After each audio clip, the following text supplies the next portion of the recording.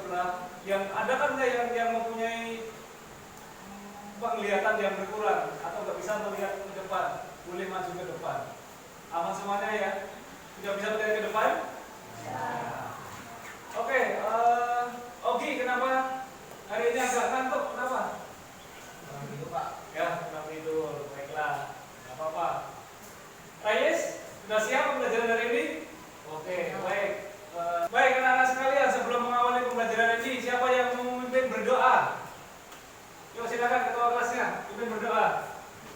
Marilah teman-teman sebelum kita belajar, marilah kita berdoa. Berdoa dimulai.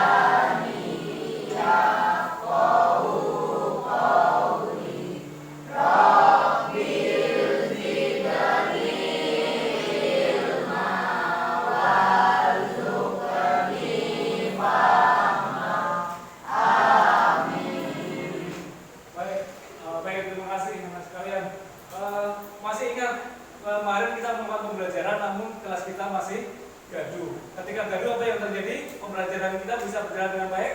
Ya. Ada yang merasa terganggu? Ada. Nah, bagaimana kira-kira agar kelas ini bisa berjalan dengan baik? Kita harus membuat peraturan kelas. Nah, peraturan kelas. Nah, baik. Sekarang marilah kita coba menuliskan peraturan kelas yang seperti apa. Yuk silakan maju. Yuk silakan. Maunya seperti apa? Maju aja ke depan. Tuliskan ke depan salah satu boleh. Yuk. Kira-kira biar kelas kita juga gak gaduh seperti apa? Yuk. Siapa? Ya, silakan tuliskan. Apa? Tulis saja. Biar kelas kita bisa berjalan dengan baik. Apa saja aturannya?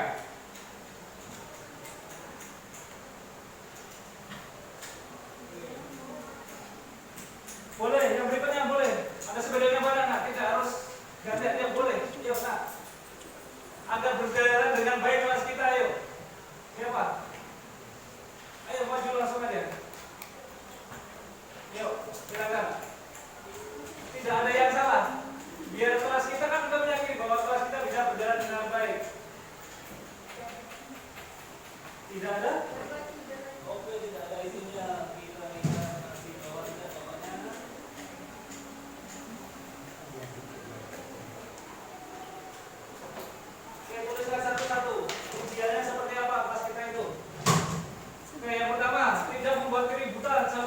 Pelajaran boleh. Yang berikutnya apa lagi?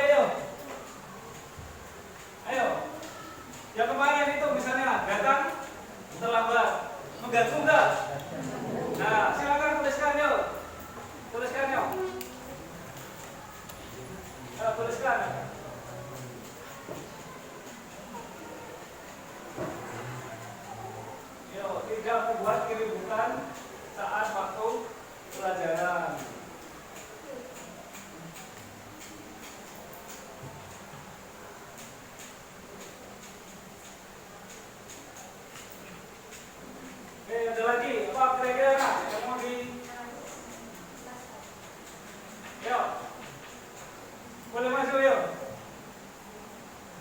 biar kelas kita bisa berjalan dengan baik pembelajaran kita.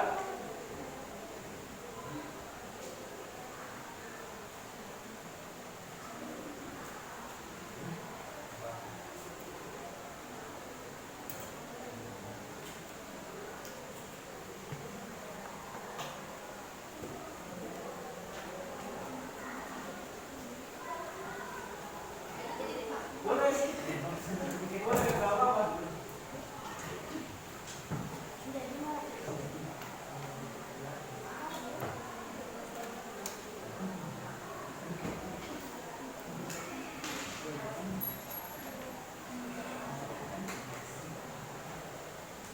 Yuk, ada lagi.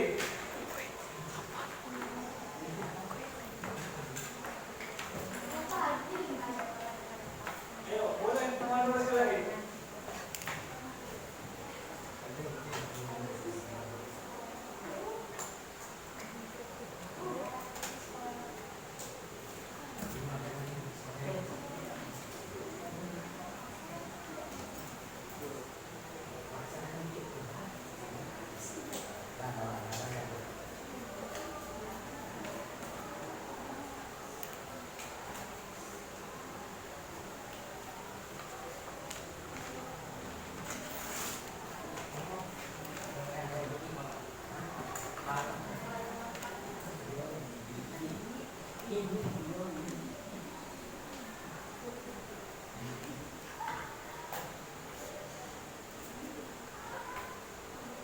Ya, oke.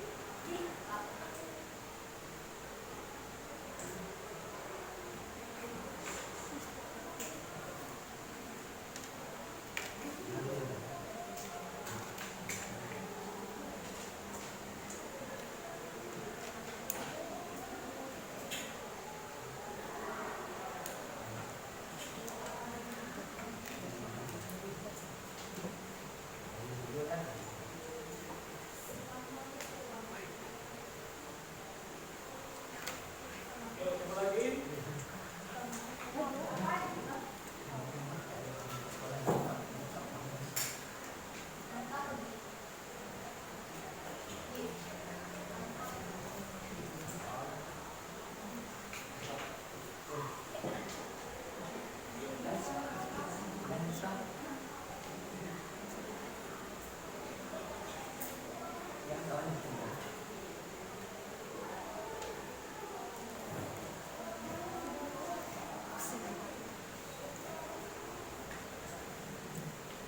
Ya.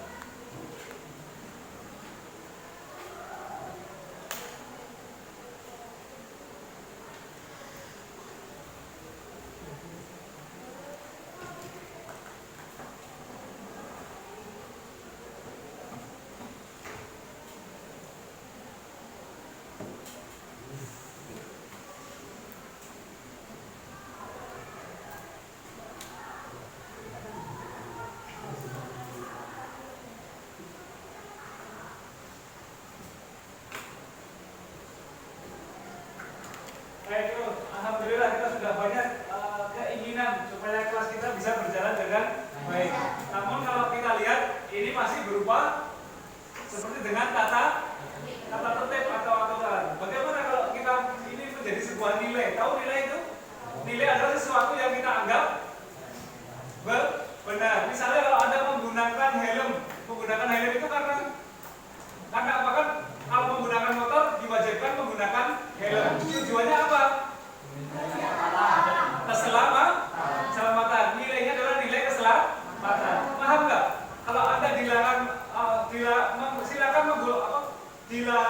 diwajibkan menggunakan helm, itu adalah aturannya. Tapi nilainya apa?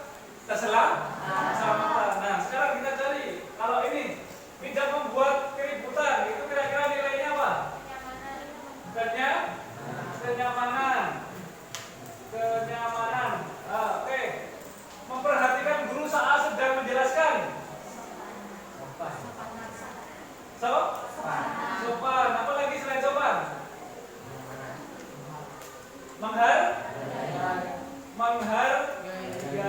Apa lagi?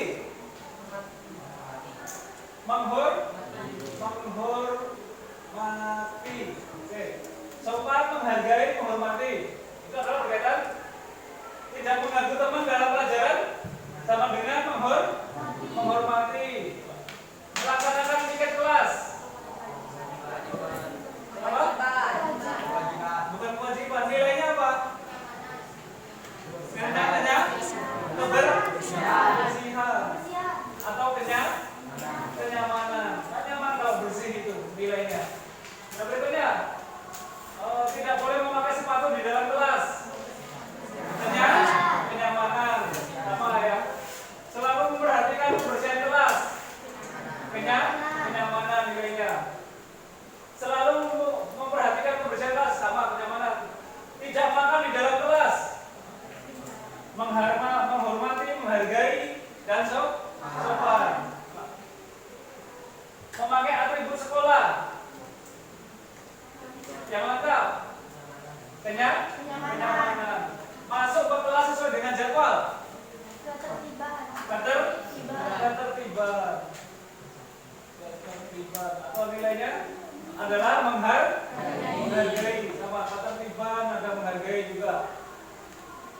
Tidak menggunakan perhiasan ke dalam kelas. Kenyamanan. Oke, inilah nilai-nilai yang kita sepakati bersama. Lebih enak mana? Kita melihat ke dalam nilai-nilai itu lebih ringkas dan tidak menggunakan kalimat yang negatif. Kalau kalimat yang berarti kan menjadikan Anda memaksa. Tapi kalau ini adalah kesadaran diri kita masing-masing. Kesadaran yang bersama. Ini nilai dimanapun di dunia, ya orang akan begini seperti itu. Dimanapun kita hidup, kita akan selalu menganggap, menjunjung nilai-nilai ini. Paham? Mau di masjid, mau dimanapun, dengan siapapun, selalu kita akan berkaitan dengan nilai-nilai yang kita anggap itu adalah benar. Sepakat? Dengan keyakinan ini? Nah, bisa pun dengan keyakinan ini, yuk sama-sama kita memberikan apa? Kita berikan tanda tangan yang kita bersama. Atau yang disebut dengan keyakinan ke kelas. Keyakinan kelas. Inilah. Oke, semuanya harus memahami ini. Oke, yang berikutnya, setelah kita meyakini bahwa nilai-nilai itulah yang akan menjadikan kelas kita menarik, kelas kita tidak menjadi ribut, maka yang penting ini adalah yang kedua. Sering kita melihat, kalau Anda lihat teman-teman kita yang melakukan kesalahan atau melanggar aturan, itu kira-kira karena apa? Kalau kita melihat teman-teman yang kita melakukan pelanggaran di kelas atau kalau disuruh itu karena apa? Apa?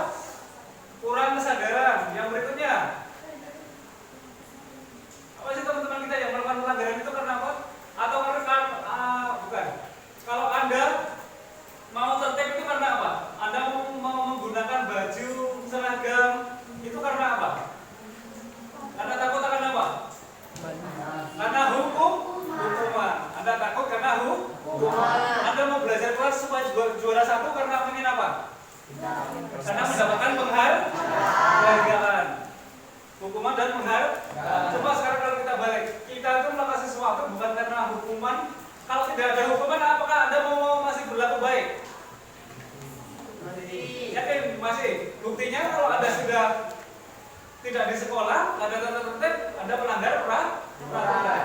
Harusnya kan tidak. Ya enggak?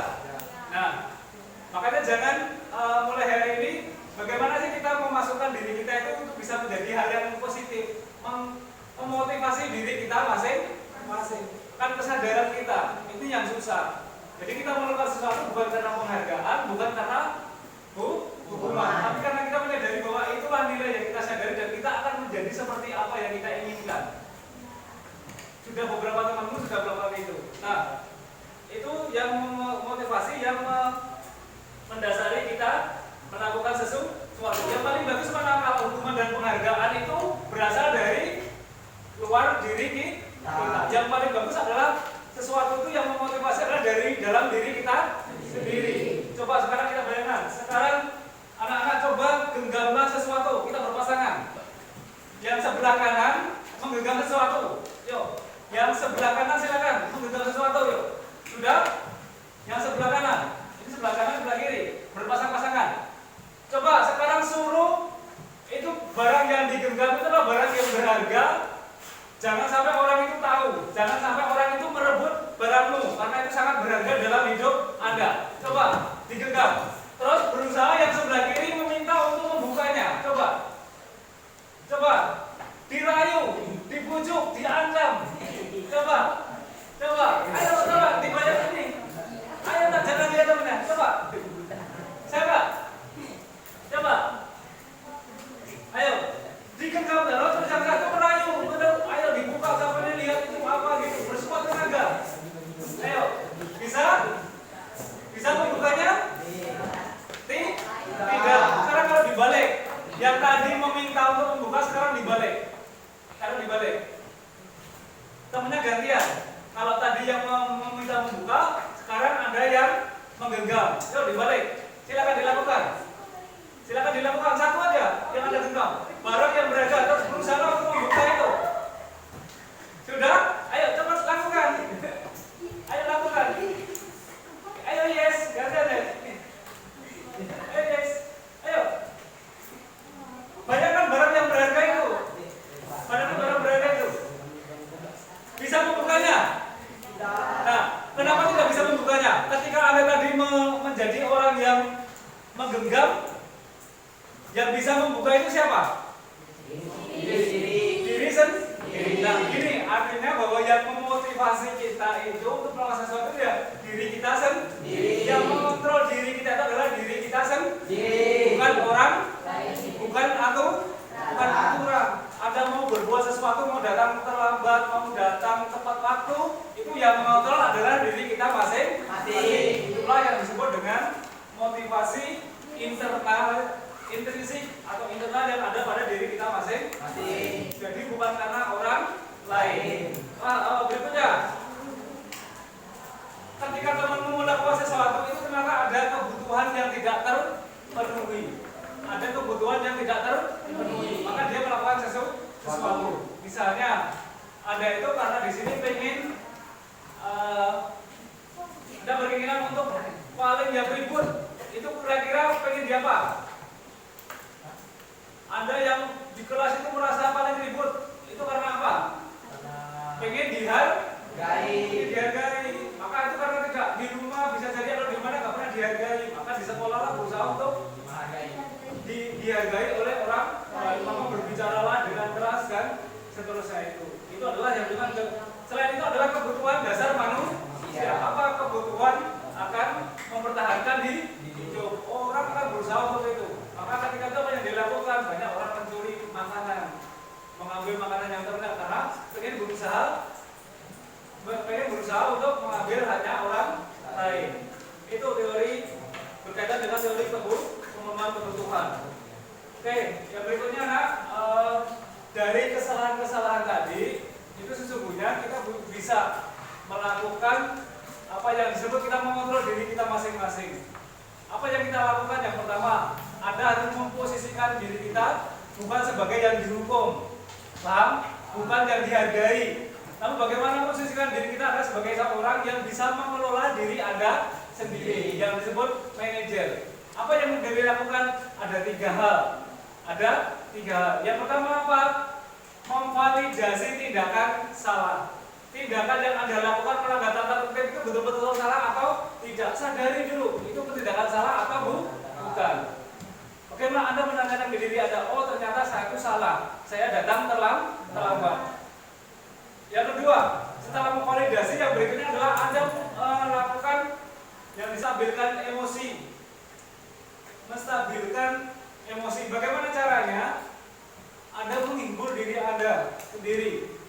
Misalnya dengan apa? Oh ternyata yang melakukan pelanggaran itu tidak hanya saya sendiri, orang lain juga melakukan pelanggaran. Maka Anda menjadi tenang atau enggak?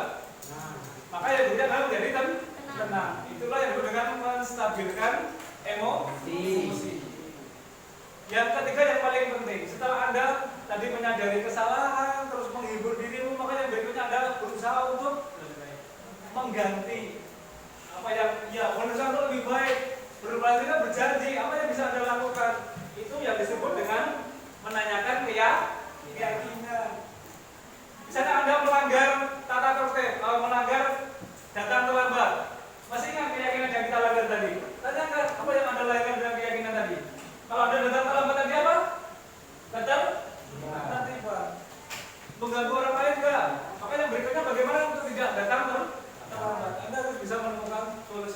Itulah kalau kita berpengen untuk menjadikan kita lebih baik dengan cara kita mengelola diri kita sendiri.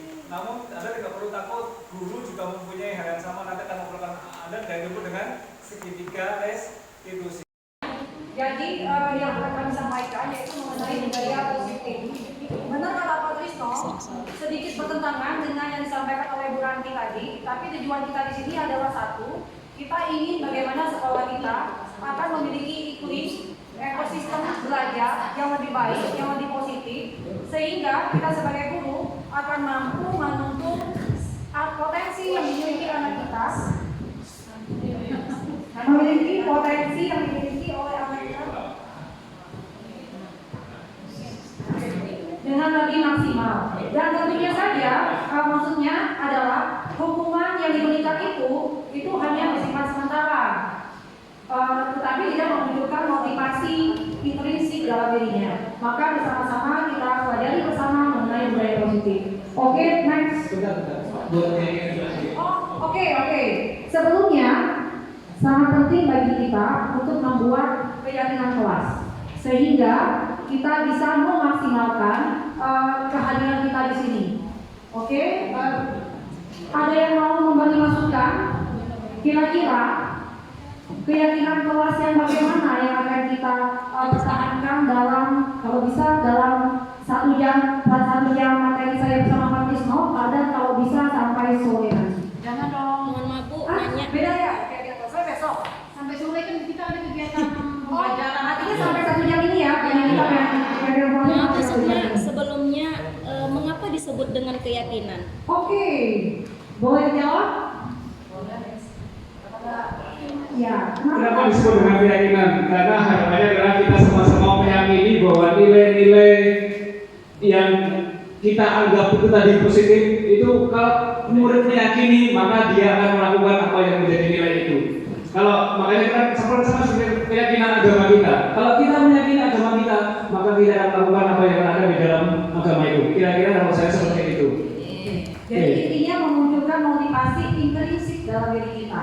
Kita melakukan itu karena kita yakin, bukan karena ada motif-motif tertentu. Oke, ada yang bisa mau ide mengenai kegiatan kelas kita hari ini bagaimana? Oke, silakan Bu Reda. Berhubungan dengan keyakinan. Benarnya memang keyakinan kelas itu bentuknya berupa aturan. Tetapi mengapa tidak ada aturan? Jadi ada pertanyaan.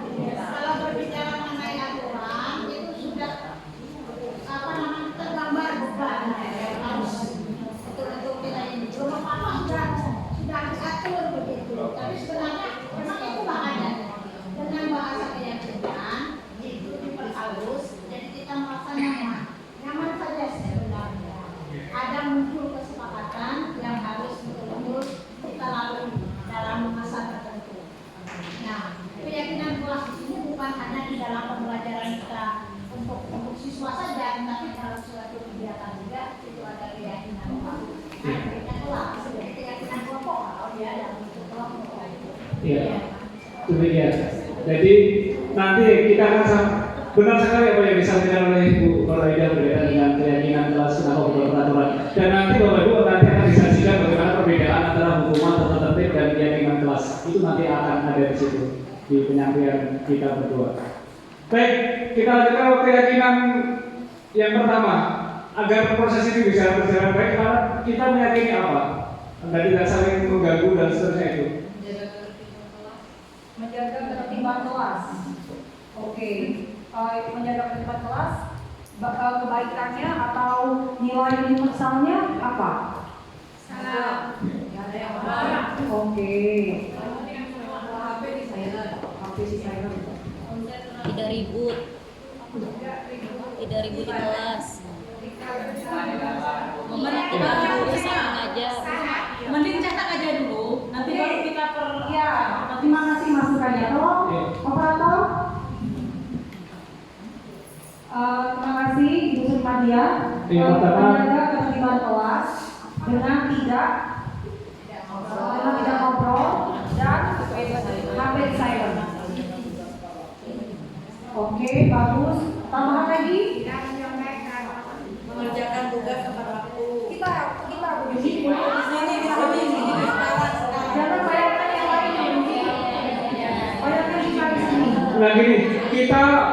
membayangkan dunia yang berkualitas. Dunia berkualitas itu apa? Ide-ide yang gambaran seperti apa sih yang kelas yang bagus itu? Yang di dalamnya ada diri kita masing-masing itu. Kira-kira seperti apa? Kondisi yang seperti apa yang kita idamkan? Memberi kesempatan bertanya Oke. pada peserta. Yang kedua lu on time, Bu Rosida. Yang ketiga Ibu Kepsek memberikan kesempatan kepada peserta untuk bertanya. Datang kepada Ulang on time. Ya. On time dua-duanya. Ya. izin ketika menjemput anak. Oke. Izin ketika keluar kelas. Oke. Ada 3 tadi. Izin keluar kelas. Oke. Udah izin. Ya. Oke. Ya, ribet. Nanti nggak apa-apa kita tunggu. Nanti akan ada pembahasan juga berkaitan dengan ribet dan penghargaan itu bagaimana. Itu akan kita jelaskan. Tapi tulis dulu nggak apa-apa. Boleh terima telepon? Izin. Nah, izin menerima telepon. Izin menerima telepon. Loh, apalagi Bapak Ibu kondisi yang ideal itu bisa kita sampai sore. Kan nanti diminimalisir. Boleh sambil makan. Membuang sampah. Membuang sampah.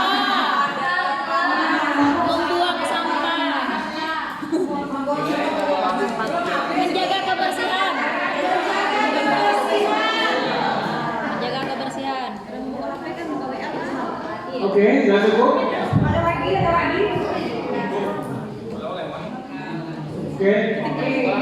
Bapak Ibu sepakat? Ada yang keberatan dengan keyakinan yang kita buat ini? Insya Allah sepakat.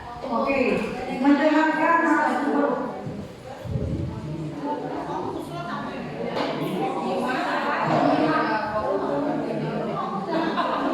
Menyimak materi.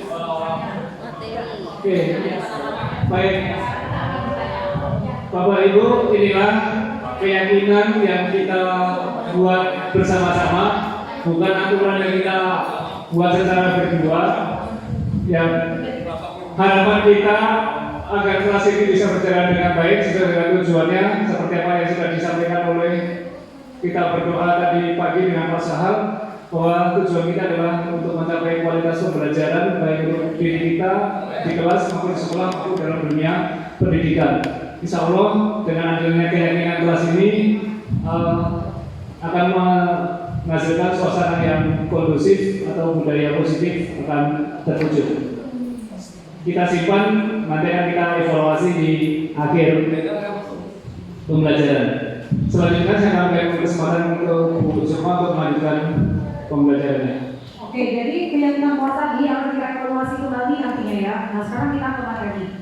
Materi kita adalah budaya positif.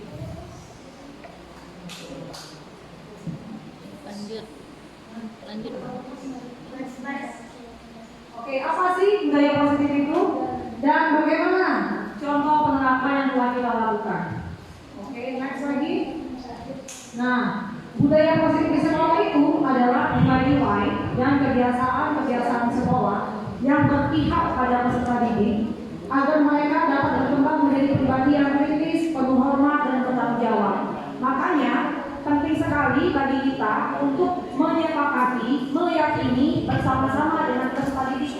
Karena tujuan kita adalah bukan agar kita dapat mengajar dengan baik, bukan tujuannya seperti itu. Tapi tujuannya adalah bagaimana apa yang kita sampaikan dapat dengan maksimal diterima oleh anak, sehingga menimbulkan motivasi intrinsik dalam dirinya untuk lebih baik lagi dalam sikap maupun dalam pengetahuan. Oke, next. Nah, sekarang kita sama-sama merubah paradigma kita. Nah, menurut KHD, jadi anak itu bukan tabula rasa. Sementara beberapa teori psikolog itu mengatakan bahwa anak itu seperti kertas putih. Nah, Ternyata menurut KHD mereka bukan kelas putih karena mereka sudah memiliki kodratnya masing-masing, yaitu kodrat alam namanya. Contohnya bagaimana? Ada anak yang bisa dikasih contoh Pak Nis? Iya, anak sudah punya kodrat alamnya. Dia sudah dari lahir sudah terbawa, dia sudah bisa menghormati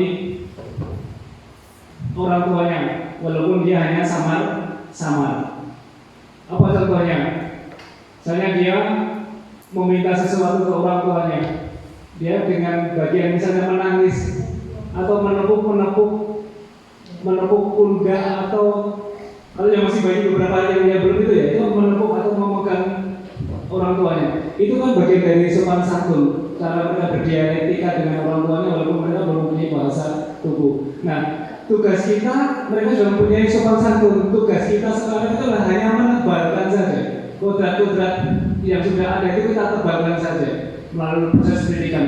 Bukan kita merubah total, tidak akan bisa. Itu yang disampaikan oleh pemikiran dari filosofi Ki Hajar Dewantara. Saya tambahkan lagi, dan ada namanya kodrat zaman. Kita zaman kita sering sekali ya Bapak Ibu, karena kita sadari bilang sama anak, di zaman saya dulu, nah itu nggak boleh lagi seperti itu, karena kita harus menghargai bahwa mereka itu memang kodrat alamnya seperti ini dan kodrat zamannya seperti ini. Selanjutnya lagi, kita paham, kita harus meyakini bahwa mereka itu unik dengan segala potensi yang mereka miliki. Selanjutnya, budi pekerti. Nah, KHD bilang budi pekerti itu adalah kolaborasi dari keluarga. Jadi keluarga itu juga tempat bersemainya pendidikan juga sebenarnya. Kalau budi pekerti itu adalah yang seperti yang disampaikan oleh Kak Nis tadi, bahwa hal-hal yang seperti itu akan tumbuh dari keluarga juga. Di sekolah kita hanya menebalkan yang sama-sama tadi. Lalu tugas guru itu menuntun bakat agar mereka tumbuh dengan selamat dan bahagia. Jadi kuncinya adalah bukan tentang kita, tapi tentang anak-anak. Jadi apa yang kita lakukan itu ya untuk anak-anak. Jadi kita harus berubah ya Bapak Ibu, bukan lagi teacher center yang kita menyamaratakan. Pokoknya tahunya saya sudah ngajar, kamu nggak bisa, ya kamu yang itu. Tetapi bagaimana kita menuntunnya, kita menghargai segala kelebihan dan kekurangan yang dia miliki. Selanjutnya tadi sudah disinggung oleh Allah sama pada zaman, dan pendidikan kita itu harus berpihak pada anak. Oke, lanjut. Nah, untuk membangun budaya positif di sekolah perlu menyediakan lingkungan yang positif, aman dan nyaman agar mereka mampu berpikir, bertindak, dan mencipta dengan merdeka, mandiri dan bertanggung. Itu harapannya. Jadi kalau kita positif tanpa ada tuntutan dari kita, tapi kita menuntun, jadi diharapkan mereka akan tumbuh dengan positif, selamat dan bahagia. Terus disiplin biasanya dikaitkan dengan kontrol.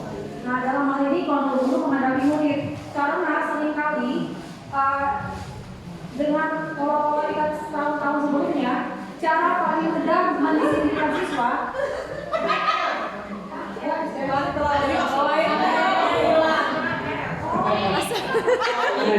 next saja. Iya. Itu apa? Salah teknis. Itu menandakan kalau Ibu Reda fokus. Oke, next. Oh iya, fokus. Oke, selanjutnya. Fokus tadi. Bayang dia. Iya, langsung bayang. Saking Mbak Didi. Bayangin. Jangan ya, Mas. Dan kembali lagi. Oke. Nah, Keyakinan kelas. sekarang kita akan membuka paradigma teori kontrol tadi, yaitu ilusi kontrol dari Dr. William Glasser. Nah, yes. Jadi, Ilusi kontrol itu salah satu contohnya. Kita kolaborasi Bu ya, karena tugas kita biar bisa ini. Salah satu selama ini yang bisa mengontrolkan guru. Sekarang kita boleh praktek di masing-masing Bapak Ibu berdua itu. Silakan genggam sesuatu. Yang satu menggenggam, tolong boleh minta tolongnya berpasang-pasangan. Berpasang-pasangan. Salah satu aja dulu. Salah satu menggenggam tangannya.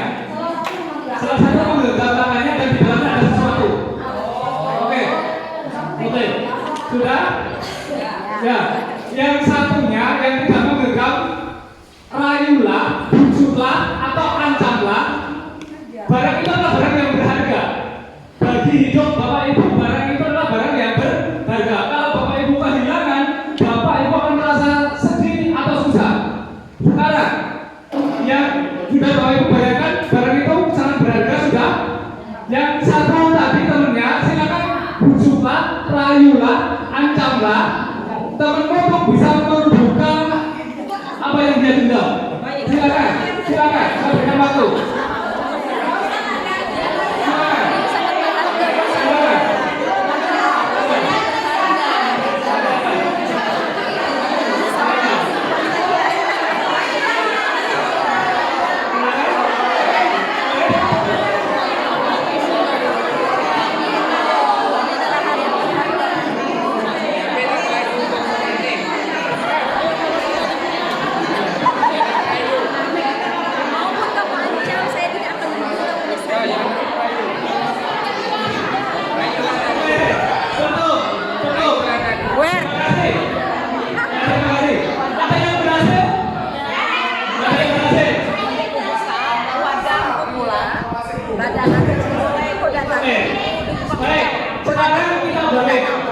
Sekarang kita balik. Kita ibu kepala sekolah. Sekarang kita balik. Yang tadi menyuruh membuka, sekarang yang menutup. Gantian sekarang, gantian. Yang tadi menggenggam, sekarang meminta untuk membuka. Yang tadi menyuruh membuka, sekarang menggenggam sesuatu. Kebalikannya. Kebalikannya. Oke. Ya silakan dicoba.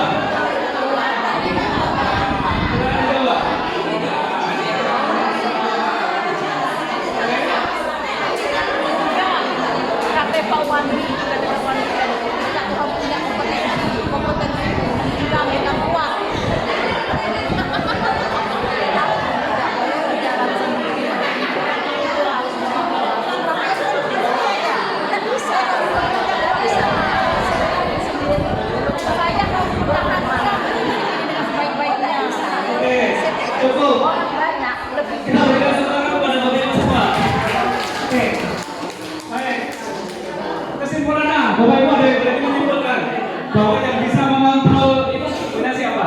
Diri kita masing-masing. Tepuk tangan Bapak Ibu sekalian. Nah, artinya Bapak Ibu sudah bisa mengetahui teori kontrol itu. Nah, yang bisa mengontrol diri itu adalah diri kita masing-masing, bukan orang lain. Nah, sekarang kalau saya tanyakan, selama ini yang Bapak Ibu lakukan ketika ada kesalahan murid, yang mengontrol itu siapa? Guru atau muridnya? Guru. Nah, tolong itu salah satu dalam kurikulum Merdeka. Jadi biarkan anak itu mengontrol dirinya masing-masing. Lanjut, tutup Pak. Jadi seperti tadi ya, yang bisa mengontrol diri kita adalah diri kita. Begitu halnya juga dengan anak. Oke, lanjut lagi.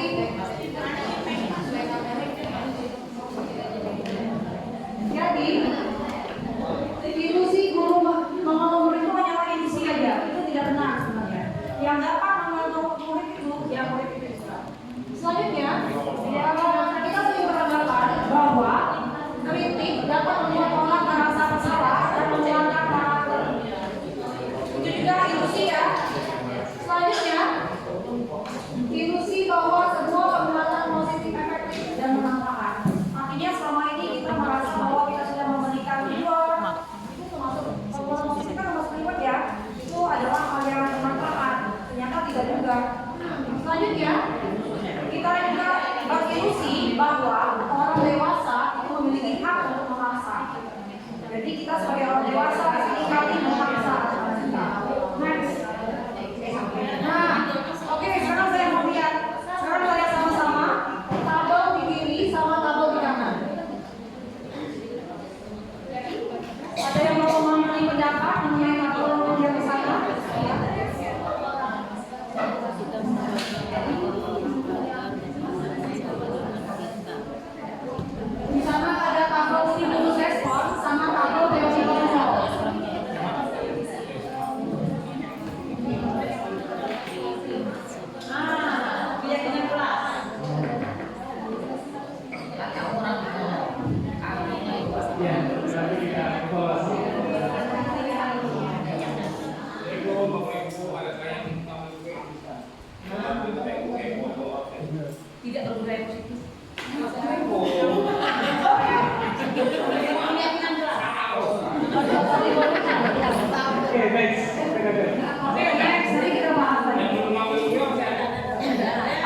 Baik, yang berikutnya, karena gini Bapak Ibu, materi kita kami mempelajari materi ini hampir 1 bulan di siklus seperti ini dengan berbagai macam caranya.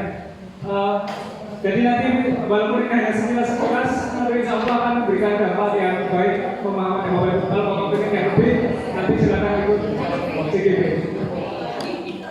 Oke, apa itu disiplin? Ada yang mau memberi pendapat, disiplin itu apa kira-kira? Apa? Mematuhi aturan. Bagus Iqbal. Ada lagi yang lain? Disiplin. Kalau kata Iqbal, disiplin itu adalah mematuhi aturan. Apa? Manajemen waktu. Oke, tepat waktu, disiplin waktu. Oke, kita lihat ya, apa itu disiplin. Next. Nah, benar sekali, hanya benar ya, tapi belum tentu itu baik ya. Disiplin memang identik sama tata tertib. Tapi sebenarnya disiplin itu adalah bagaimana kita mengontrol diri kita. Nah, di sana dapat dilihat bahwa kata disiplin sering dihubungkan dengan hukuman yang tadi dibahas oleh Bu Anti Mawani. Bagaimana sanksinya, bagaimana poinnya. Padahal sangat berbeda karena belajar dengan disiplin tidak harus dengan memberi hukuman. Justru adalah alternatif terakhir kalau tidak memang sangat sulit atau bagaimana? Ya, ada hukuman itu ketika sudah tidak bisa diperbaiki lagi, itu salah satunya di sana. Makanya nanti kan ada yang berkaitan dengan bagaimana kita bisa memenuhi kebutuhan anak, kebutuhan dasar manusia. Misalnya kemarin dengan kita itu melakukan itu sesungguhnya karena apa sih, kebutuhan apa yang tidak terpenuhi? Apa kita akan bisa memenuhi itu? Kebutuhan itu bukan hanya berupa materi, tidak. Nanti akan ada 5 macam kebutuhan dasar manusia. Itu yang akan mengubah perilaku anak. Lanjut. Oke, lanjut. Nah, menurut KHD, disiplin itu adalah bagian dari memerdekakan juga. Karena merdeka itu artinya kita itu dapat mengontrol diri kita, sehingga kita dapat berpartisipasi dalam kehidupan. Jadi merdeka itu tidak bersinggungan dengan hal orang lain. Kan seringkali misalnya dihadapkan dengan sesuatu yang penting saya dulu, itu namanya egois, bukan merdeka. Tapi merdeka itu ketika kita dapat mengontrol diri kita. Lalu dengan pengontrolan diri itu kita dapat memberikan manfaat bagi sekitar kita, sehingga semuanya sama-sama merdeka. Contohnya saat seperti ini ya, contohnya misalnya ibu kepala sekolah memerdekakan dirinya dengan mengontrol dirinya untuk tidak melakukan kericuhan. Nah, itu mendatangkan kemerdekaan juga buat saya, memperhatikan dengan baik. Ya, sehingga saya juga merasa dihargai sebagai pembicara di depan, sehingga saya merasa merdeka untuk menyampaikan hal-hal yang baik. Dan saya juga sebagai pembicara akan mengontrol diri saya untuk tidak menyinggung perasaan Bapak Ibu. Nah, jadi kita sama-sama merdeka dengan mengontrol diri kita. Oke, next. Ini berkaitan juga dengan yang tadi motivasi internal ya. Makanya kan tadi kalau hukuman itu apa? Hukuman itu akan dia kan ngasih sesuatu itu akan takut dihukum. Nah kalau ini enggak, kalau bisa memang atas kesadaran diri kita masing-masing.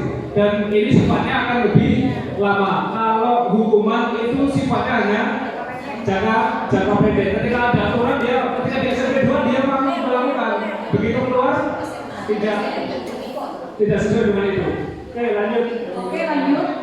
Sekarang kita lihat teori motivasi perilaku manusia.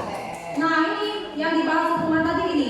Mungkin anak kita akan patuh, tetapi patuhnya adalah untuk menghindari hukuman. Itu artinya yang timbul adalah motivasi eksternal, bukan internal dari diri dia. Selanjutnya lagi, dia akan mendapatkan imbalan, reward seperti kata Ibu Rosida. Artinya itu termotivasi karena ada iming-iming internal juga. Kenapa nggak boleh berganti?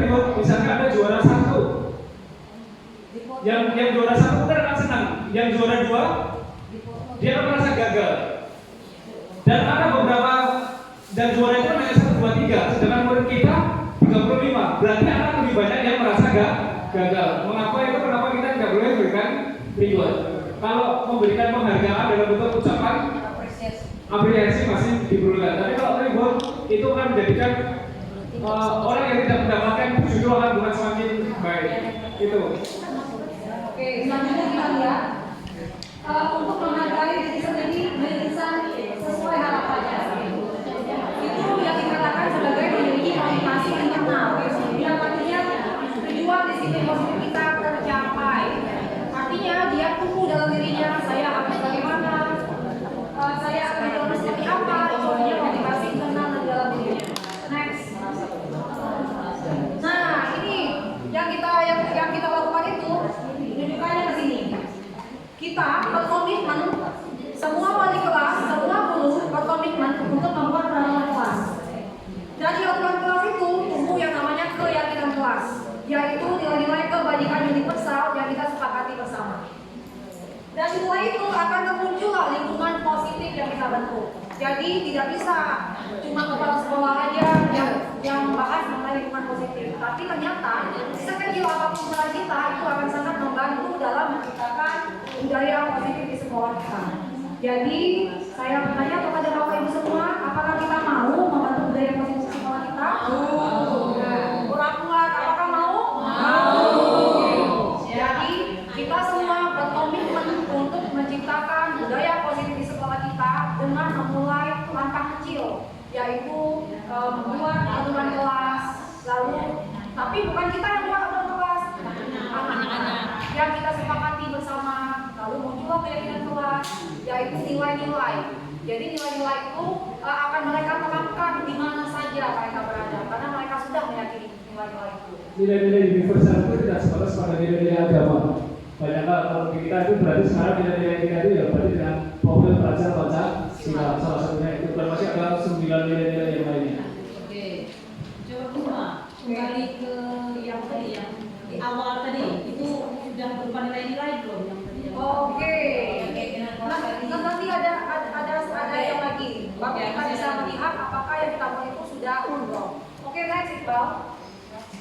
Nah, tadi udah disinggung ya, kenapa sih bukan peraturan, kenapa harus keyakinan kelas? Sebenarnya udah kita bahas bersama. Nah, ini ilustrasinya bisa kita baca bersama.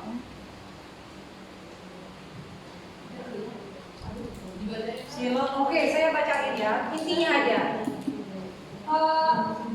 Keyakinan kelas itu bahasanya lebih positif dibandingkan aturan kelas. Kalau aturan kelas itu yang kita sepakati bersama.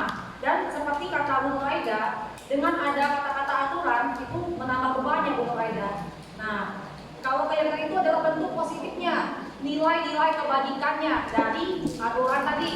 Aturan tadi boleh, tetapi setiap aturan punya nilai. Nah, nilai itu yang kita yakini bersama. Nah, timbullah keyakinan itu diharapkan munculnya motivasi intrinsik dalam diri siswa. Jadi dia melakukan itu bukan karena aturannya seperti ini, tetapi memang hal yang dia yakini, nilai kebajikan yang dia yakini. Oke, masih lanjut ya, lanjut. Nah, keyakinan kelas itu adalah nilai-nilai kebajikan atau prinsip-prinsip universal yang disepakati bersama. Tadi sudah dibahas sama Pak Wisnu bahwa keyakinan kelas itu nanti merujuknya kepada tadi profil pelajar Pancasila. Karena kita berharap output kita adalah profil pelajar Pancasila. Oke, jadi dengan keyakinan kelas diharapkan akan muncul motivasi intrinsik dalam diri siswa. Jadi satu siswa termotivasi, melangkit ke siswa yang lainnya, sehingga diharapkan adalah munculnya budaya positif di sekolah. Dan yang harus termotivasi intrinsik itu bukan cuma siswa saja ya Bapak Ibu, tapi siapa? Ibu guru.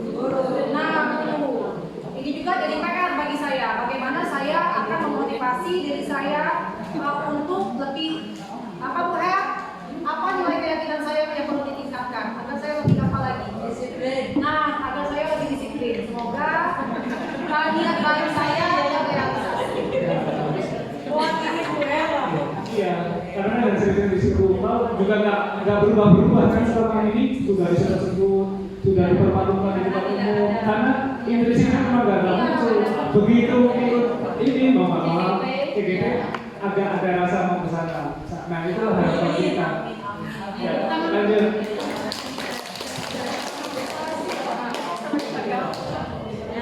Oke, lanjut lagi. Nah, udah kita buat bersama. Ternyata kelas itu bersifat abstrak karena dia mempunyai nilai-nilai tadi ya. Jadi dia abstrak sekali. Kemudian dia pernyataan yang positif. Lalu kata-katanya yang sedikit aja. Nanti akan kita lihat ya Bu Her ya, apakah kita mau itu keyakinan kelas bukan? Oke. Terus kita jangan mentang-mentang telah terbentuk kan keyakinan kelas kami, tetapi harus kita tinjau dari waktu ke waktu. Kita evaluasi, kita refleksi sejauh mana keyakinan kelas itu diyakini oleh siswa kita bersama, oleh warga kelas bersama. Oke, next.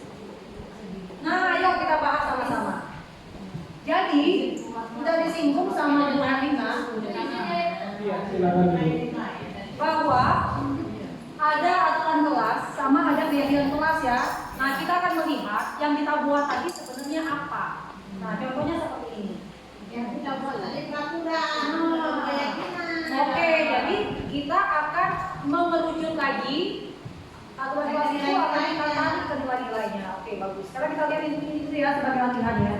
Pertama, selalu kembalikan buku tepat waktu. Ternyata keyakinan kelasnya adalah yang kedua, apa jawabannya? Dilarang mengganggu orang lain. Satu, menghargai misal. Yang lain. Peduli, siksa, sopan, empati juga boleh. Jadi keyakinan kelas itu bukan maksudnya kata-katanya mesti seperti ini, tetapi tidak. Kita udah menyepakati kalau mengganggu orang lain adalah apa nilainya. Oke, paham ya? Mungkin akan berbeda dari kelas A, kelas B itu akan berbeda. Tapi poinnya adalah nilainya tetap mengena di hati anak. Oke, lanjut. Yang ketiga. Disiplin nilai keyakinan. Dibaca. Jadi harus di sekolah 15 menit sebelum pembelajaran dimulai. Itu adalah disiplin. Aturannya dilarang melakukan kekerasan.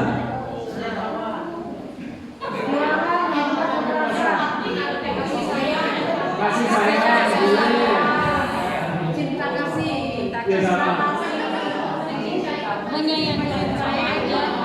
Terus apa lagi keselamatan. Artinya kita menjunjung tinggi keselamatan di kelas kita. Kita masuk ya, boleh.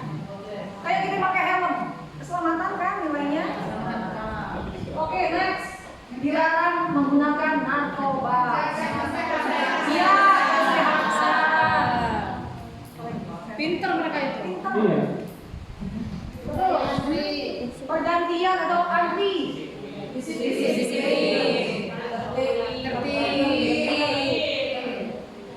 Yang terakhir, jangan berlari di kelas. Sopan santun. Sopan santun boleh. Keselamatan juga.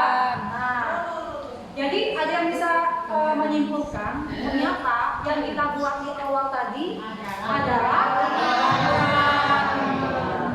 oke, jadi nanti akan kita buat bersama ya kegiatan kelasnya.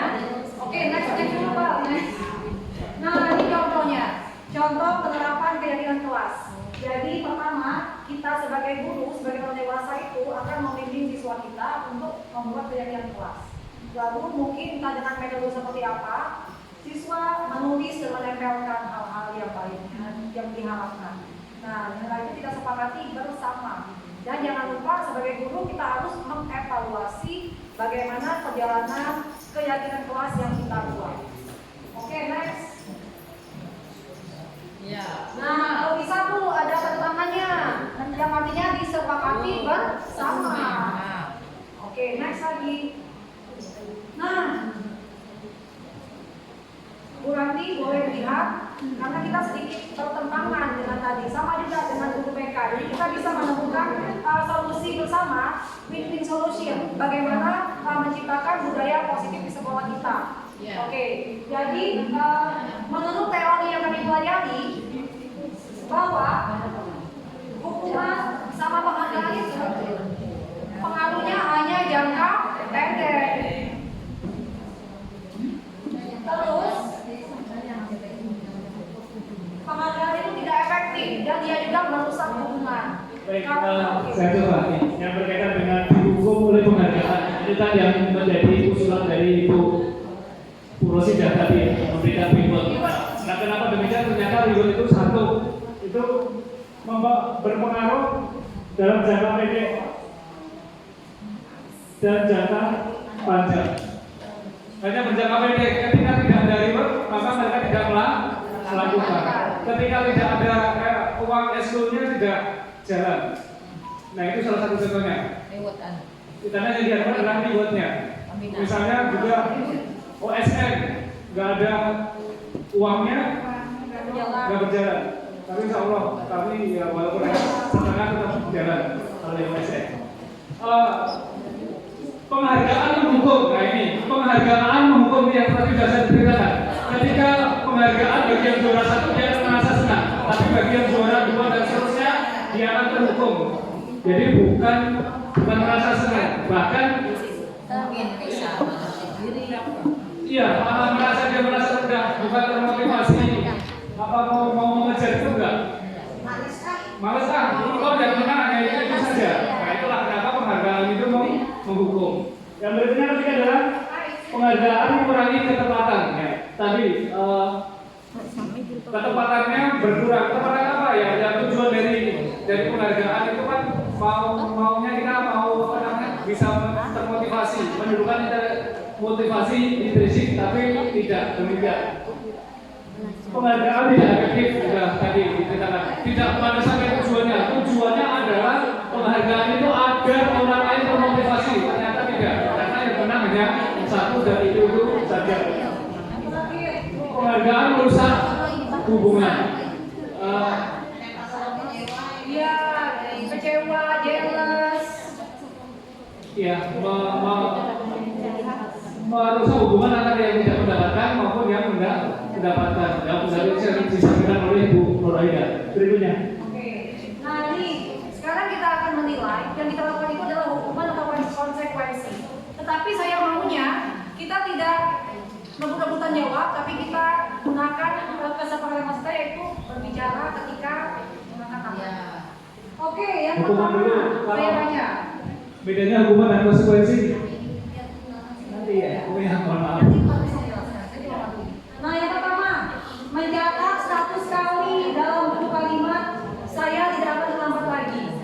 Wah dulu banget sudah dulu Tidak akan terlambat di sekolah. Nah itu kira-kira hukuman atau konsekuensi? Hukuman. Oke, kita jawab udah ada tangan dulu. Iya, itu dulu. Oke, Pak Wijaya. Biar nggak bunyi. Nggak bunyi. Hukuman ya Pak ya. Oke. Hukuman yang Nanti kedua. kita lihat ya jawabannya ya. Ada yang lain? Ada yang lain? Coba semua. Mencatat 100 kali. Ya udah Kenapa Pak dikategorikan hukuman? Kenapa? Karena di situ tidak ada aturan yang dibuat terlebih dahulu. Oke. Sepertinya mencatat 100 kali adalah ide yang mendadak. Oke, jadi bawaan emosional dulu ya Pak ya. Spontan. Spontan. Oke, yang kedua, lari mengelilingi lapangan basket 2 kali karena lambat di sekolah. Di zaman saya dulu sering. kami dulu sekali. Tapi apa ini? Sudah dijelaskan ya. Dan ada lagi hukuman atau konsekuensi. Setuju nggak dengan hukuman? Oke, kita lihat yang ketiga. Murid diminta untuk push up 15 kali karena tidak menggunakan masker ke sekolah. Apa? Oke, kita lihat. Yang keempat, menggantikan kertas tugas semuanya di cewek. Konsekuensi. Yang kelima, membersihkan tumpahan air. Yang keenam, meminta murid tidak usah pakai sepatu karena tidak pakai sepatu hitam.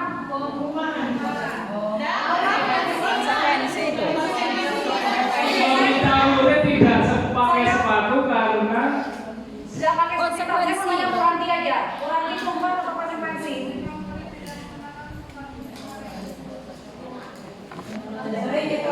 Hukuman ya. Yang kedua, Ranti melipaskan 2 kali kalau tersangka pas TDOK Pak Dian. Oke, konsekuensi. Oke, next. Nah ini jawabannya. Jadi 1 benar, 2 benar, 3 benar. Iya,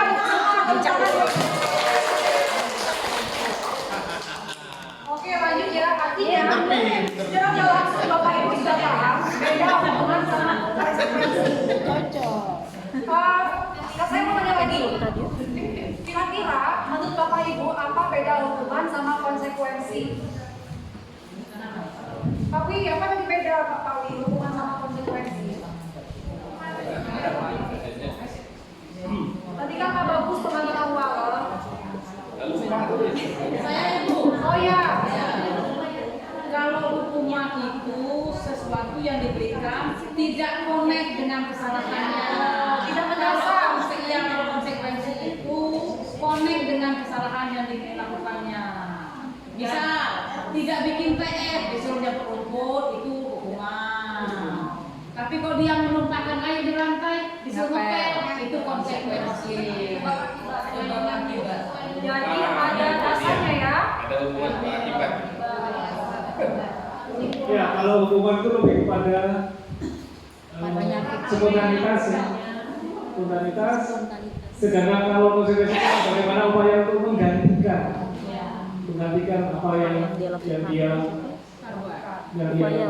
Nah, nanti apakah konsekuensi dari hukuman itu bakal berikutnya kita lihat. Oke, next. Istirahat ya. Nah, sudah dijelaskan ya. Hukuman itu ini akan mengakibatkan ini. Konsekuensi akan mengakibatkan apa? Bisa dibaca, kalau saya baca. Kalau hukuman otomatis akan menyakiti. Kalau konsekuensi itu artinya kita meyakini, ya itu emang akibat dari yang saya lakukan. Kemudian hukuman akan membuat anak sakit untuk jangka waktu lama. Akhirnya menyakiti. Sama Pak Dian suruh lagi beri makanan lagi membekas. Dicubit perutnya. Dicubit perutnya sama Bu Hanifah. Sampai tua diingat mah.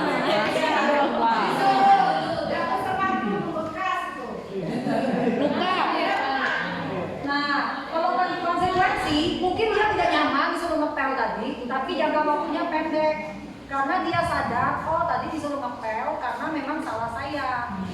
Selanjutnya lagi, anak akan membenci disiplin karena kita hukum. Jadi akan mengembangkan.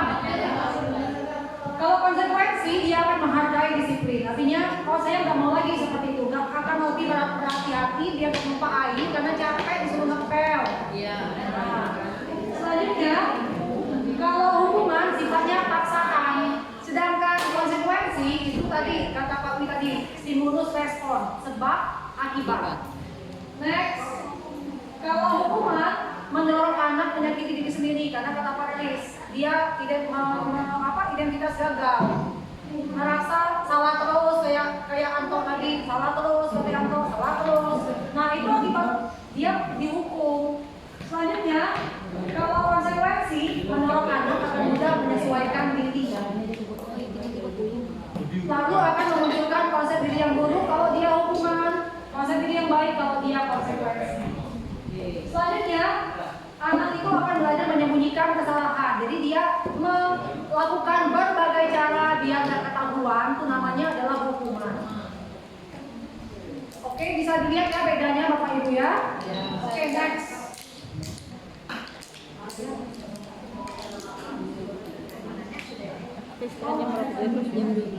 Nah, kita akan bahas kira-kira ini saya siapkan sih permasalahan, tapi saya nggak mau bahas masalah itu. Kita akan membahas masalah yang up to date kemarin. Jadi, menurut teori kebutuhan dasar manusia, kita itu ada 5 kebutuhan dasar kita. Yang pertama, cinta kasih, diterima, disayangi. Artinya kayak butuh kasih sayang. Lalu yang kedua, kesenangan. Artinya dia melakukan itu karena motif ya suka aja, senang aja. Yang ketiga, penguasaan. Merasa punya kuasa atau punya power, itu adalah bagian dari kebutuhan kita. Selanjutnya, kebebasan, kemerdekaan tadi. Selanjutnya adalah motif kebutuhan dasar survival. Apa itu survival? Bertahan hidup. Nah, 5 ini harus dipenuhi. Jadi Bapak Ibu kita balik lagi ya, teman-teman mereka juga, karena mereka yang sering menghadapi anak-anak yang bermasalah. Kadang-kadang kita sebagai guru, sebagai wali kelas juga, kita jarang untuk tahu kenapa kamu melakukan itu. Kita sibuk ke konsekuensinya apa, tapi kita tidak menggali lebih dalam. Kenapa bisa seperti ini? Kamu butuh apa? Nah, kembali ke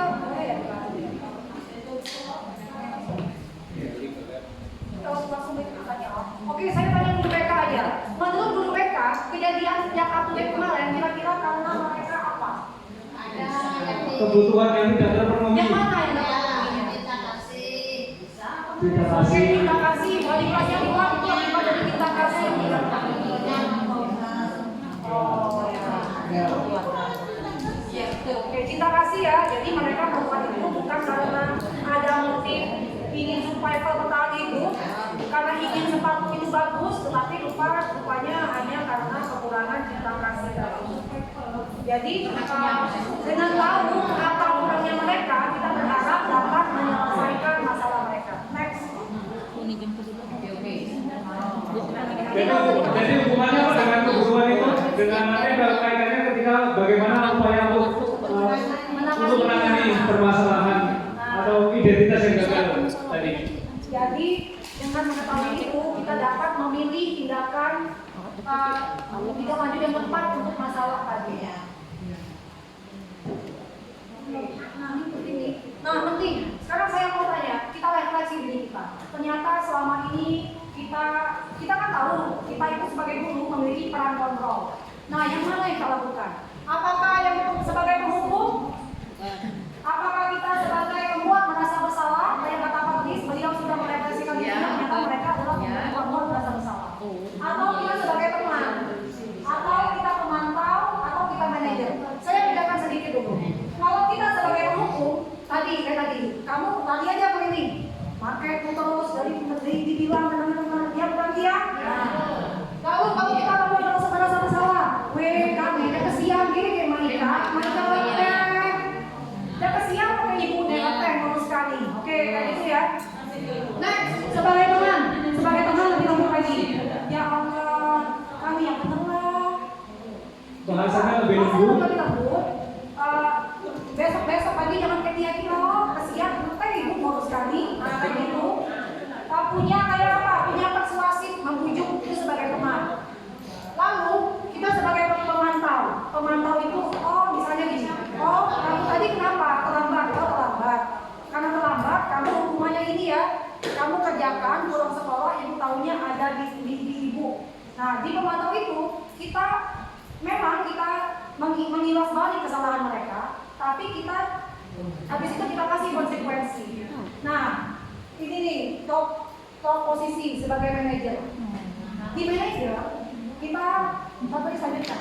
Baik, sebagai posisi manajer, ini kita menempatkan diri orang yang netral dari sesungguhnya dalam bagaimana menempatkan diri diawali dari mengidentifikasi permasalahan agar anak yang melakukan kesalahan itu bisa menyadari kesalahannya dan tadi konsekuensi dia bisa memikirkan konsekuensi apa bagi dirinya untuk atas kesalahan itu. Kalaupun bisa agar dia juga secara mandiri karena yang diharapkan di sini adalah kemandirian seorang anak itu pada akhirnya dia bisa menjadi manajer bagi dirinya sendiri ketika melakukan kesalahan. Jadi bukan karena hukuman, bukan karena merasa bersalah atau sebagainya, tapi enggak, atas kesadarannya dia sendiri dia bisa menyelesaikan masalahnya atau identitas yang gagal. Caranya bagaimana dengan memposisikan sebagai manajer ini akan disebut dengan pengorbanan waktu yang akan disebut dengan segitiga restitusi. Oke, kita lihat ya segitiga restitusi lagi. Mungkin bagi Bapak Ibu yang BK atau yang psikolog sudah pernah dapat ilmu ini. Ya, lanjut. Enggak, saya mau tanya perhatikan dulu. Bu Erlina sebagai dosen di Lama, selama ini ibu memposisikan diri ibu sebagai apa? Yang tadi ya. Ya. Semuanya ada. Seringkalinya apa? Dominannya? Seringkali sebagai apa itu nomor satu tadi apa? Penghukum. Penghukum. Pembuat merasa bersalah. Ya, kedua-dua itu sering. Saya juga Sebagai teman. Sebab membuat dia menangis saya senang ketika dia menangis. Saya senang. ada kepuasan sampai nangis. Dalam pikiran saya dia sadar kesalahannya ketika dia menangis. Saya menyangka ya ternyata tidak. Ternyata sebagai pembuat merasa bersalah itu jauh lebih berbahaya daripada penghukum. Namanya kena mental. Iya. Oke.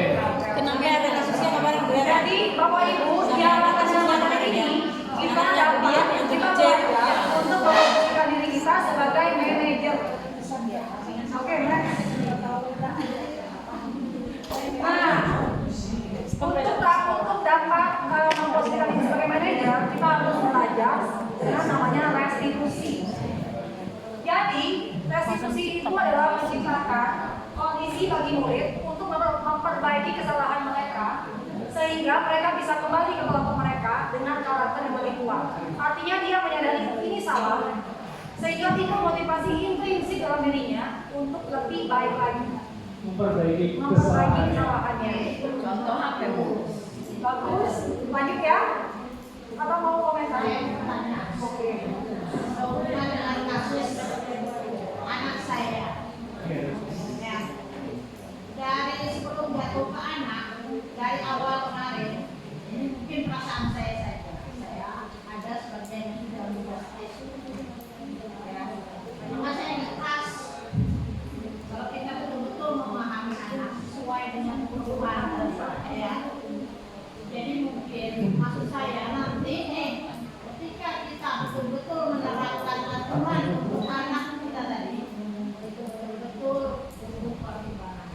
Kalaupun mereka masih disuruh tolong, jangan menjustis mereka. Karena 1.126 anak ditambah dikurangi 3 dari 1.123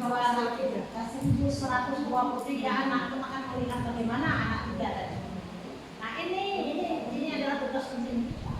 Bukan saya sebagai wali kelas saja. Ya.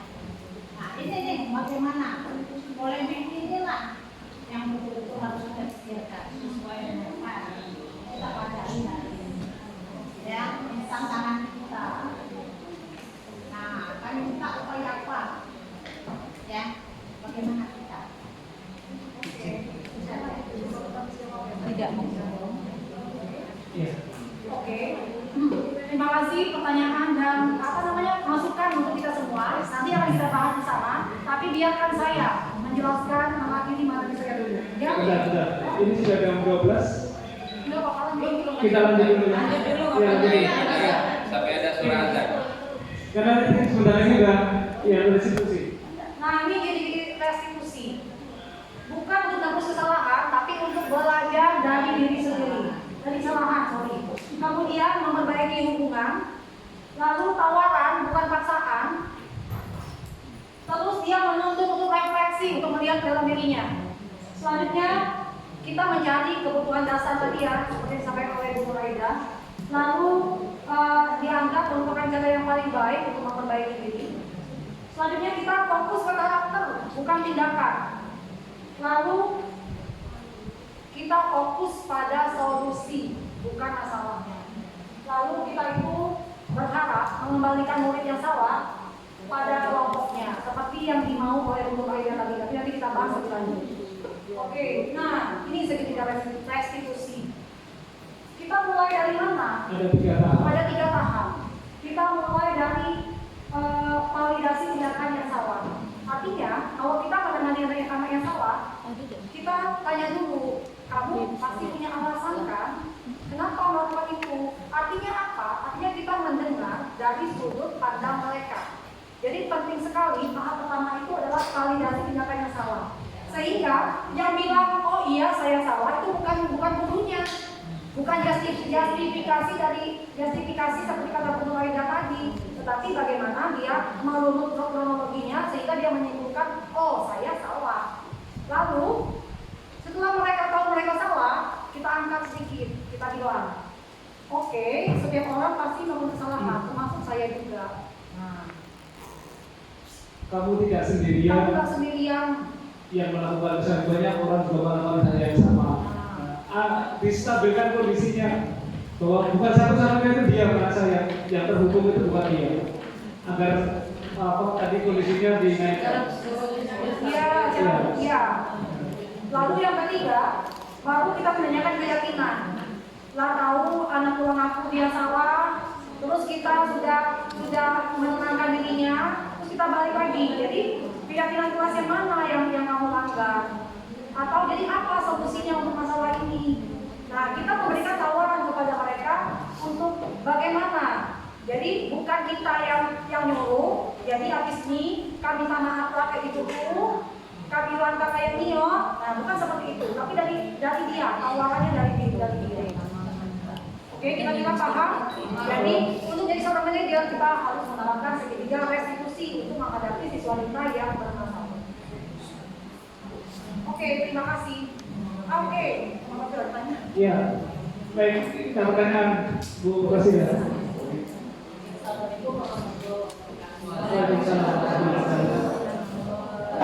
Pertama-tama saya ucapkan terima kasih banyak atas kritisnya buat Pak Krisno. Terima kasih banyak. Ini mungkin masalahnya saya sendiri. Kita kurikulum merdeka saya belum pernah merasakan, memang saya belum. Tetapi ini sudah kayaknya sudah jadi, kalau dibilang proyek saya salah. Setiap ada pembaharuan menteri, ada yang itu pembaharu. Ya, itu kita abaikan dulu. Karena ini barang baru, ya berarti kami yang orang-orang senior ini kan berusaha memahami gitu ya. Oke. Tadi yang saya masih bingung, mohon dijelaskan ulang, bukan mengkritik, mohon dijelaskan ulang, mohon diluruskan karena fakta tidak akurat. Di mana tadi Pak Krisno bilang di awal pada kurikulum merdeka ini fungsi guru kita ini hanya menebalkan bahwa anak sudah sejak lahir itu sudah punya sifat sendiri, sudah punya sikap. Kalau kita lihat dari tayangan Bu Sukma tadi bahwa keyakinan itu isinya tadi tanggung jawab, disiplin, segala macam. Itu kalau versi lama, kurikulum lama, menurut saya bukan pada dengan kurikulum ke-13 tidak, tapi apa yang sudah saya pahami itu bahwa itu karakter. Ya, kalau sifat, sikap itu larinya bakat, termasuk kata Pak Krisno tadi itu bisa dikatakan sejak lahir, memang sejak lahir karena bakat itu bawaan sejak lahir berkaitan dengan keahlian dan kepandaian.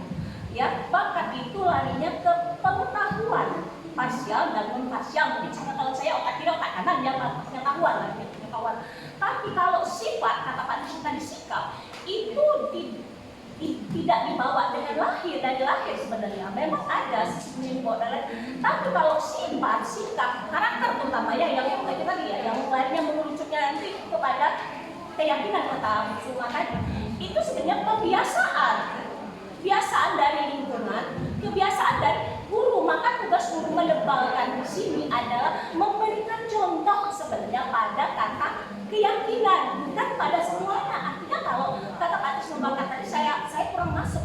Kenapa? Karena bakat itu kemampuan memang yang dibawa dari lahir berkaitan dengan keahlian dan kepandaian. Ya, bakat itu berkaitan dengan kognitif. Ya, kan saya tadi otak kiri parsial, otak kanan parsial, otak kiri non parsial kan? Gitu. Mohon maaf, saya tidak mengkritik, tapi faktor keingintahuan saya mohon diperjelas lagi keyakinan itu apakah berbeda dengan karakter kita 13. Maaf ya. Terima kasih atas kesempatan yang diberikan ke saya. Mohon maaf jika ada kata-kata saya yang salah, mohon diluruskan. Baik. Berbeda dengan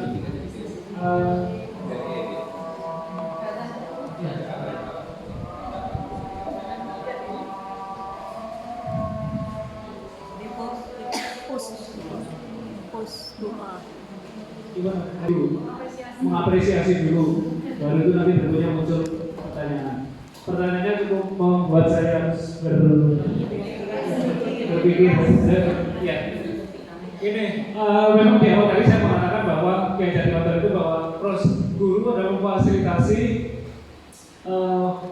proses belajar siswa itu, di mana kita tinggal menebarkan bawaan yang sudah dibawa oleh anak sebagai kodrat alam maupun kodrat lingkungan atau kodrat zaman. Yang berikutnya dikaitkan juga dengan, kalau zaman K13 disebut dengan karakter, kalau sekarang disebut dengan keyakinan kelas. Memang kami sepotong-potong memberikannya Bu. Tadi di awal sudah saya bilang bahwa karakter, kalau dulu namanya karakter berapa tuh? 7 karakter atau berapa? 9 karakter ya. Nah kalau sekarang kan menyebutnya profil pelajar Pancasila. Nah, karakter maupun baik profil pelajar Pancasila maupun karakter di zaman itu, kalau atau di agama itu disebut dengan akhlak mulia. Sedang ya, kalau di agama kita disebut dengan akhlak mulia atau apa itu sesungguhnya kan bagian dari itu outputnya keluarannya. Anak itu punya karakter itu apa sih?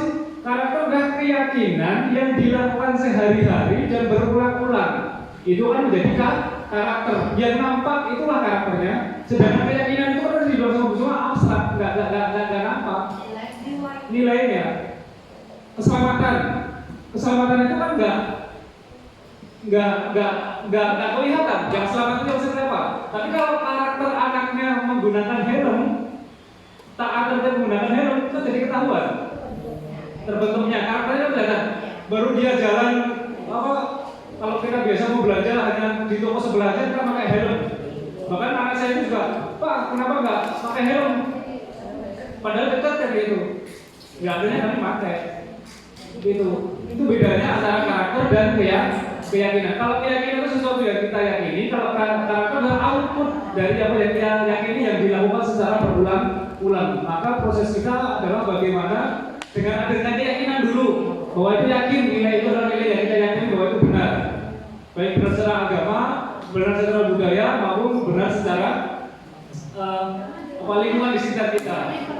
Ya, makanya universal dan itu nilainya banyak. Tidak hanya di 9 karakter. Kebetulan kalau kita di sekolah sekarang ini pemerintah sudah menyediakan profil pelajar Pancasila yang ada 6 dimensi itu, dan nanti ada subturunannya, ada elemen sampai sub elemen. Mau menambahkan? Oh ya, yang kodrat alam dan kodrat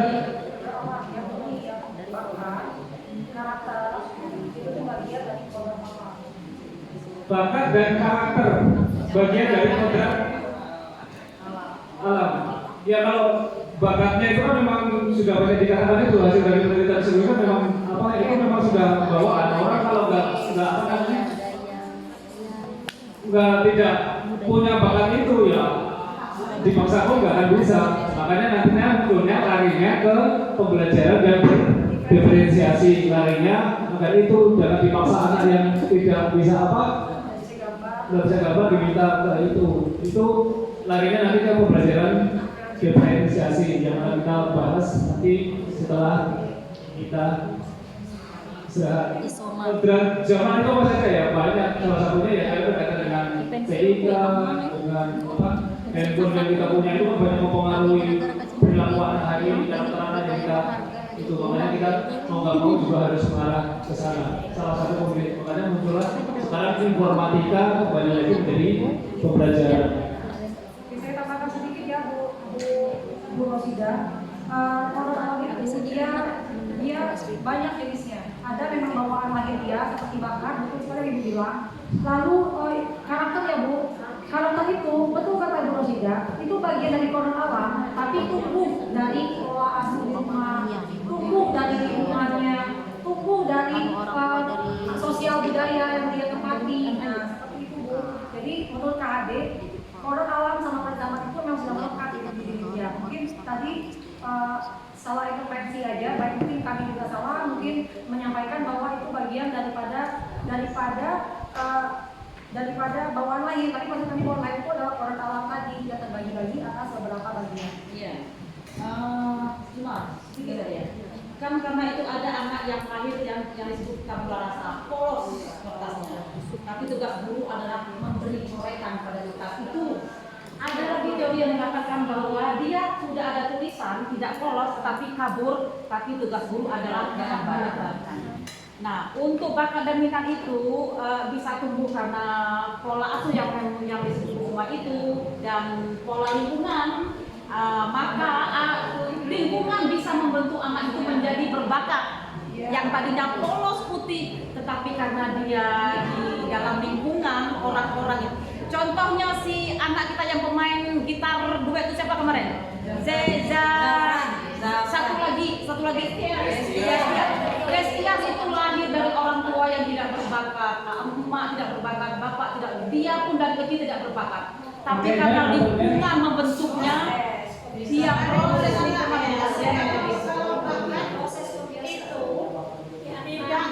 berpengaruh pada orang tua. ya artinya lingkungannya. Ya. Jadi kembali kalau kami belajar ya, teori tabula rasa, konvergensi nanti ada percampuran ini kalau kita di SPG ya. Kalau masalah kinerja Dewan Tarani sudah kita pelajari di SPG. Jadi antara bawaan, antara sentuhan, maka akan munculan olah rasa, Nah itu akan mempengaruhi dan yang mungkin dengan tanyakan sama-sama. Artinya yang kertas polos pun bisa. Kalau memang kekiniannya, Karena lingkungan. bisa. Cuma barangkali garis merah yang harus kita indikan bagaimana kita ini sebagai orang dewasa ya mencoret tas tadi membawa Dengan coretan yang benar. Coretan bagus. Iya.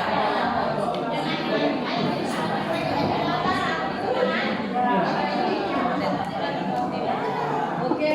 Kita sambung nanti ya, kayaknya menarik ya. Kayaknya menarik. Ya, karena memang kalau Ki Hajar Dewantara ini lebih banyak pada guru-guru senior yang sudah hatam. Nah, itu sedangkan kami itu kan terlahir dari produk yang tidak. Mengingat udah mohon maaf, saya selaku ketua yang sudah melewati kesepakatan kelas yang tadi saya mohon maaf yang sebesar-besarnya. Kita akhiri dulu istirahat, kita lagi nanti balik